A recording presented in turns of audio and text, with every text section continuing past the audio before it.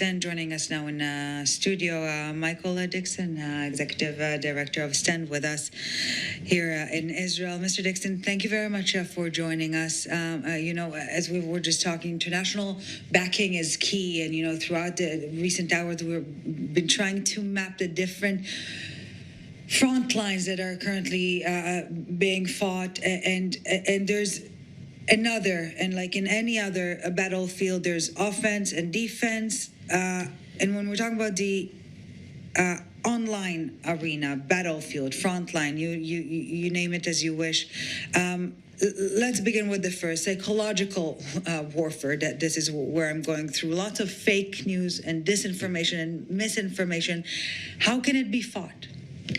Well, it has to be fought. And Ellie, today I learned a new phrase, one I'd never heard and one I never wish to hear again: baby beheading. Yeah. What an incredible, awful term that describes, unfortunately, the reality of what this Hamas massacre represented. And it was illustrated so powerfully in the i24 news reporting from the scene in Israel's south.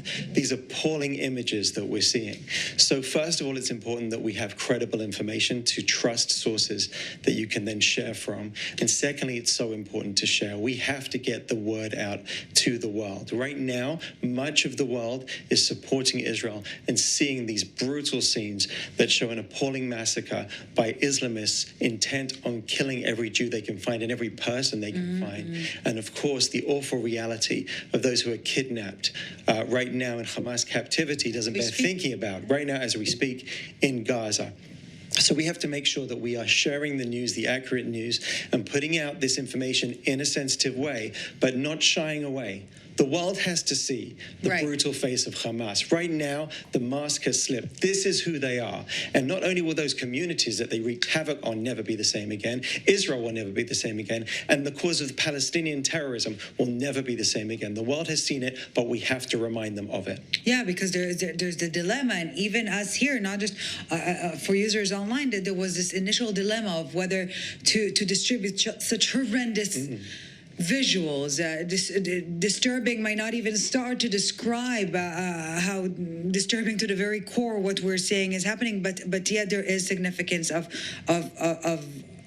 showing and seeing. Absolutely. So no one will be able to say we didn't know. Absolutely. And at Stand With Us, we have had a reach since Sunday, since this weekend massacre, of 200 million people. So we take that consideration much in mind when we're thinking about how to be sensitive, but also how to make sure that the world understands what's happened here. This was the most brutal day in Jewish history since the Holocaust. And that's no overstatement. There is literally no one untouched in this country by the effects of this massacre. We all know people, brothers and sisters, men and women, sons and daughters, who've been affected by this. And we're so worried for the elderly, for the disabled, for the young people, for the babies that are now in Hamas captivity in Gaza. What an unbelievable circumstance. So yes, we have to show these images. We must be strong in telling the world. And one of the things that we try to do is leverage that reach, all these people around the world, so that they will share those images and reach out to networks, to friends and relatives and neighbors and networks, so that they can understand what is happening here and speak up against it. And Mr. Dickson, on the flip side, lots of misinformation and disinformation from the other side of this war.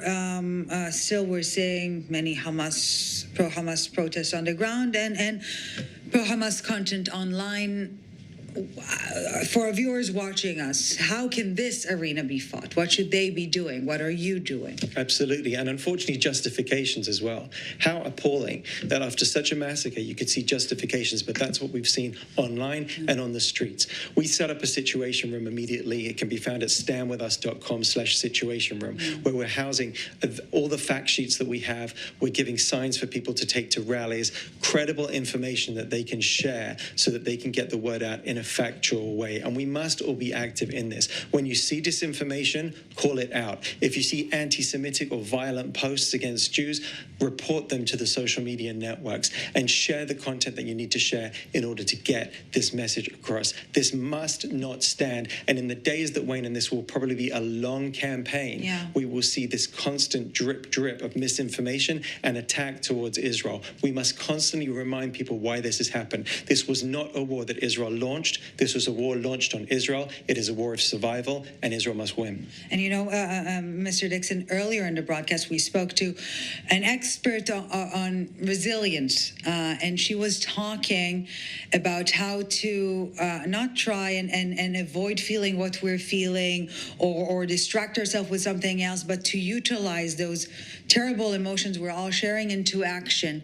And this perhaps is an action that can be pursued to be proactive about the rage, the anger, the pain that many of our viewers must be feeling. It's right to have rage, it's right to have anger, but we can channel it and we can make our voices heard, and that's how we'll get through this. I wrote a book called Is Resilience, Israeli Resilience, and we have always risen above, and we haven't just survived, we thrived, and we will continue to do so today. We will prevail. And on that note, Michael Dickson, Executive Director of Stand With Us Israel, thank you very much for your what you're doing and for speaking to us tonight.